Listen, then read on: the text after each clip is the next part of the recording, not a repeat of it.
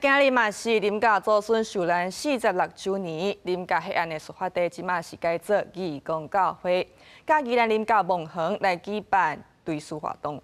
副總統蕭美琴去到義工教會追思，講到台灣面臨內部甲外部的挑戰，應該愛明白過去的歷史，才有力量來面對未來。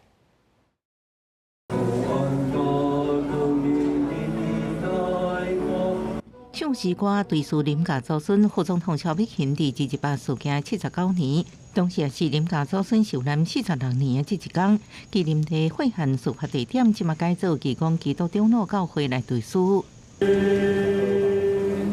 教会空间有限，不少想要追思的民众都伫教会外口对咧祈祷。萧美琴致辞时讲到，台湾面临内部甲外部同时的挑战，爱去熟悉过去的历史，才有力量面对未来。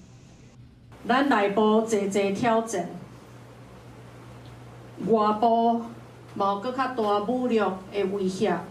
确实做台湾人真辛苦，若袂当了解咱的过去，咱就无迄个力量来面对未来。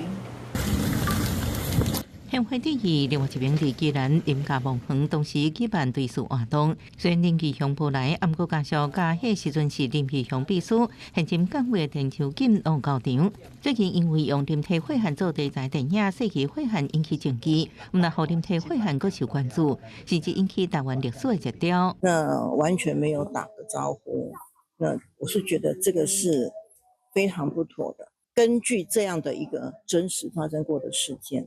来拍这个电影，那我是觉得说，对当事人应该要有最基本的一个尊重。副总统怎么看近期的民主历史补课潮，越来越多人关注更多像林家血案的案子？要有真相就有和平。田秋瑾强调，电影改编真实事件，应该要有更加有效的处理方式，尊重当事人会更加好。记者综合报道。